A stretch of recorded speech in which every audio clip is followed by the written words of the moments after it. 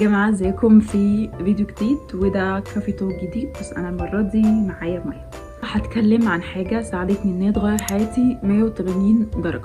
لو عايزين تغيروا حياتكم 180 درجه اتفرجوا على الفيديو ده لحد الاخر وجيبوا معاكم مشروبكم المفضل. مايا وقعت عليها وجيبوا معاكم مشروبكم المفضل عشان نتكلم. فادتني ان انا اغير حياتي 180 درجه. الناس اللي متابعاني من زمان فانا كنت بادئه يوتيوب من 2017 وكانت مشكلتي ان انا عندي inconsistency فظيعه. كان عندي عدم استمراريه فظيعه.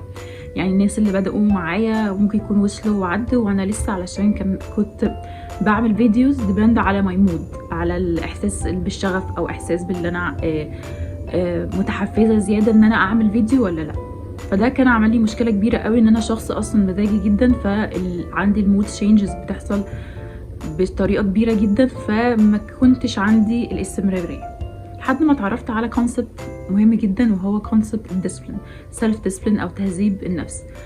في فرق كبير قوي ما بين الموتيفيشن وبين ان انت تكون متحفز فتعمل حاجه وبين انك تكون سيلف ديسبلين، انت مهذب يعني ممشي نفسك على خط مستقيم. البيشنت دي زي ليه انت بادئ مثلا يوتيوب شانل، انت بادئ الكورس الفلاني، ليه داخل الكليه الفلانيه، بس هو بدايه الطريق بس. لكن السيلف ديسبلين او تهذيب الذات هو اللي بيخليك تكمل لحد اخر الطريق. تعامل نفسك كانها طفله، وانت الطفل ده محتاج ان انت تحاول تهذبه بطريقه او باخرى. هقولكم على شويه حاجات تساعدكم على السيلف ديسبلين. عشان يكون عندك سيلف ديسبلين قوي لازم تعمل شويه حاجات دي، او حاجات انا عملتها ساعدتني ان انا يبقى عندي سيلف ديسبلين قوي.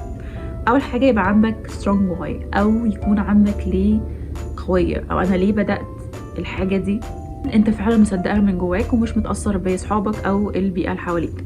يعني ليه بدات اليوتيوب شانل، ليه بدات تعمل رياضه، ليه بدات تصحى بدري زياده، ولازم تبقى قدامك طول الوقت عشان تفكرك انت ليه بدات العاده دي او الموضوع ده. تاني حاجه وهي السيلف تيرم ريوردز. احنا لما بنبدا نعمل حاجات هيلثي او نعمل حاجات مفيده لنفسنا للاسف ما بنشوفش النتيجه غير بعد وقت، فبنبدا نزهق وبنبدا نتخنق.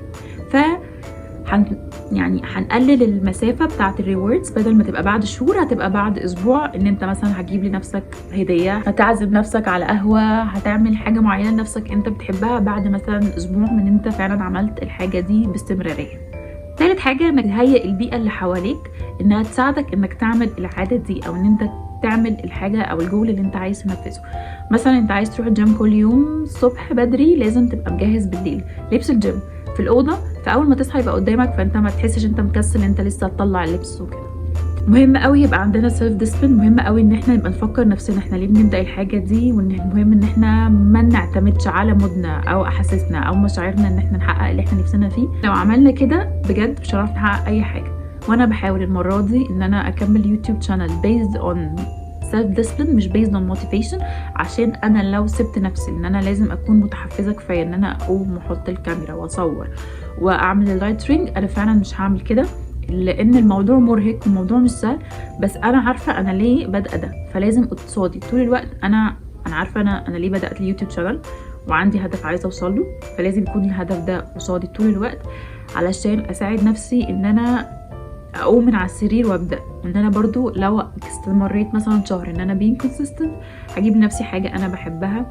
وطبعا لازم يبقى جنبي اللايت رينجز والترايبودز او اي حاجه بستخدمها للتصوير تبقى جنبي على طول متاحه علشان ما كسلش. ودي اكتر نصيحه انا بنصحكم ان انتوا بجد تعتمدوا على السيلف ديسبلين مش على الموتيفيشن في تحقيق اهدافكم.